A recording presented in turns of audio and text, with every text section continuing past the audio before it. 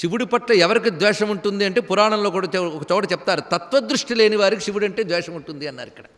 అని ఎవరి సంస్కారంలో తత్వదృష్టి ఉంటుందో వాళ్ళు శివభక్తులు అవుతారట. ఇది గొప్ప విషయం. వాడి కొంచెం వైరాగ్యము, వివేకము ఇత్యాది సంస్కారం ఉన్నప్పుడు వాడి శివభక్తి ఏర్పడుతుంది అని చెప్తారు. ఈ విధంగా ఇతడికి ఆ శివద్వేషం చేత శివుడిని రప్పించలేదు. ఇతడికైతే శివద్వేషం ఉంటుంది కానీ అమ్మవారు మనసు మారుతుందా? ఆవిడ గొప్ప పని చేసిందట. చేతిలో వరమాల పట్టుకుని దక్షుడు ఇంత ఉపన్యాసం ఇచ్చాడేమని, నాకు శివుడంటే పడడు, ఆయన్ని తీసుకురాలేదు, నా తాహతకు తగినవాడు కాడు.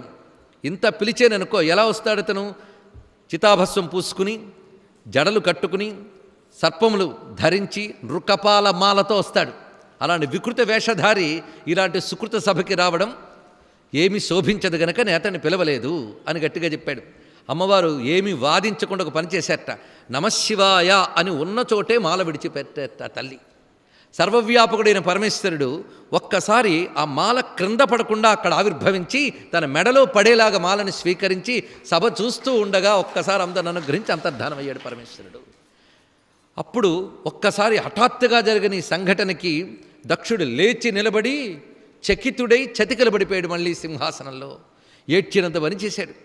అప్పుడు బ్రహ్మ విష్ణువు వచ్చి ఓదార్చెట్ట, నీకు కొంత అజ్ఞానం ఉందయ్యా, ఇప్పటికైనా మించిపోయింది లేదు, శివుడు నీ కల్లుడు కావడం అంటే సామాన్యం అనుకున్నావా అని వీళ్ళందరూ బోధిస్తే అందులో అందరి ముందు జరిగినటువంటి సంఘటన ఇది.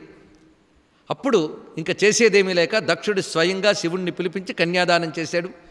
సతీదేవి సహితంగా పరమేశ్వరుడు కైలాసానికి చేరుకున్నాడు. చాలా కాలం గడిచింది.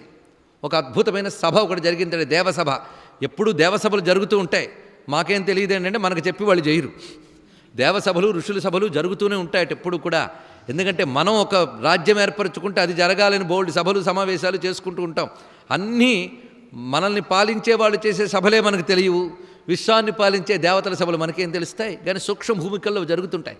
అయితే దేవసభలు ఎప్పుడు జరిగినా ఒక రివాజు ఉంటుంది, ఒక పద్ధతి. దేవదేవులు ముగ్గురు ఉన్నట్ట, బ్రహ్మ విష్ణు రుద్రుడు. వారు ముగ్గురును ఒక ప్రధానమైన వేదికపై పెట్టి మిగిలిన వాళ్ళందరూ కూర్చొని నిర్ణయాలు తీసుకుంటూ ఉంటారు. అయితే అప్పుడు జరిగిన దేవసభకి దక్షుడు కొంచెం ఆలస్యంగా వచ్చేట. ఎందుకంటే ఈ మధ్య ఆయన పోస్టు పెంచాడు బ్రహ్మగారు. శివుడికి మామగారు అయ్యారు కనుక ప్రజాపతుల్లో పెద్దవాడయ్యాడు అని ప్రజాపతుల్లో పెద్దవాడిగా ఇతనికి నియామకం చేశారు. ఎప్పుడైతే పెద్దవాడయ్యాడో వాడు సకాలానికి రాకూడదు, అదొకటి ఉంది. విఐపీలు సమయానికి రాట, అందరూ కూర్చున్న తర్వాత వాళ్ళు ఒక్కసారి వస్తారు, అందరి దృష్టి వాళ్ళ మీద పడాలి. ఇవన్నీ ఉంటాయి. చూశారా, పురాణాలు వెతుకుతుంటే ఎన్ని కనబడతాయి మంచి మంచి అంశములు. ఇవి మనసుకు చాలా దగ్గర అవుతాయి. ఎందుకంటే ఎంతైనా జ్ఞానం చెప్తే డ్రై సబ్జెక్టే, దాని కథలో అందిస్తే రసవంతంగా ఉంటూ ఉంటాయి మొత్తాన్ని. ఎందుకంటే ఆ కథల్లో మన అనుభవాలు, మన లోకరీతులు, మన యొక్క రకరకాల భావాలన్నీ కనబడతాయి. మొత్తానికి ఆయన మధ్యలో వచ్చాడు. సభంతా లేచి ఆయనకి నమస్కారం చేసింది. ప్రజాపతుల్లో పెద్దవాడు కదా, కానీ బ్రహ్మ విష్ణు రుద్రులు ముగ్గురు లేవలేదు. ఎందుకంటే అది కూడా సంప్రదాయమే, వాళ్ళు లేవకూడదు, వాళ్ళ పద్ధతిలో ఉన్నారు. అయితే ఇదివరకు ఎప్పుడు శివుడు లేవకపోతే ఏమనుకోలేదుట ఆయన. ఇప్పుడు మాత్రం అనుకున్నట్ట. ఏమని? అల్లుడు కదా, అల్లుడు మామగారు వస్తే లేవద్దు, తండ్రి తర్వాత తండ్రి అంతటి వాడు మామగారంటే, కానీ కస మర్యాదగా లేవద్దు. ఒక్కసారి పోస్ట్ రాగానే ఆయనకి ఎన్ని భావాలు వస్తున్నాయో చూడండి ఇక్కడ. అందుకు శివుడు లేచి తనని పలకరించలేదు అని మనసులో కొంచెం కించబడ్డాడు. బ్రహ్మగారు లేవనందుకే అనుకోలేదుట. ఎందుకంటే ఆయన తనకు తండ్రి ఎలాగూ, విష్ణువు ఆయనకి తండ్రి, ఈ శివతత్వమే అతనికి తెలియనిది. పైగా ఇప్పుడు ఆయన అల్లుడు, తనను లేచి పలకరించలేదు. దానితో మనసులో చాలా ఖేదపడుతున్నాడు. ఏదో సభ అయింది అనిపించుకున్నాడు, కానీ ఇంటికి వెళ్ళక మాత్రం క్షోభపడ్డాటండి. అసలు ఆ శివుడు ఎంత అవమానించాడు నన్ను, నిజంగా ఆయన ఏం అవమానించలేదండి, వీడు భావిస్తున్నాడు. ఎప్పుడూ అవతల వ్యక్తి మీద మన గౌరవం లేకపోతే వాళ్ళు ఎటు చూసినా మనల్ని వెక్కిరిస్తున్నారని అనిపిస్తుంటుంది. అదొక స్వభావం. మనకు నచ్చినవాడు తిట్టినా పొగడ్తలాగా ఉంటుంది, నచ్చనివాడు పొగిడినా తిట్టులాగే ఉంటుంది. అదొక స్వభావం.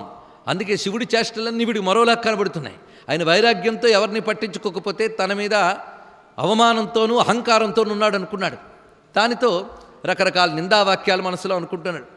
పైగా ఇతడు సరి అయిన సంస్కారం లేనటువంటి వాడు, ఒక తల్ల తండ్ర కుటుంబమా, మర్యాదలు ఏం తెలిసి ఇతడికి. ఏదో అమ్మాయిని ఇచ్చేం కనుక మాకు తప్పలేదు. అయిన అల్లుడు అనే వాళ్ళు ఉన్నారే, చాలా భయంకరమైన వాళ్ళు. మామగారు ఎంత ఉన్నతమైన స్థితిలో ఉన్నప్పటికీ కూడా, అల్లుడు దేనికి పనికిరాని వాడైనప్పటికీ కూడా అల్లుడు ముందు చేతులు కొట్టుకు నిలబడాల్సిందే, మర్యాదలు చేయవలసిందే. ఇక్కడ శ్రీనాథ మహాకవి గొప్ప పద్యం చెప్తాడు ఇక్కడ. అల్లువారికి ఎల్ల ఈ యవగుణంబు వెన్నతో పెట్టినది కాదే అన్నాడు ఇక్కడ. అల్లువారికి నల్ల ఈ అవగుణంబు, ఇది సహజమే. మొత్తానికి అవమానించాడు. నిండు దేవసభలో నన్ను అవమానించాడు గనక నేను ఇతన్ని అవమానిస్తూ ఒక సభని ఏర్పాటు చేస్తాను. అందుకు దేవతలు ఋషులు వచ్చే సభ యజ్ఞము ఒకటి ఏర్పాటు చేస్తాను. ఆ యజ్ఞంలో శివునికి భాగం లేకుండా నేను యజ్ఞం చేస్తానని నిర్ణయించుకున్నాడు.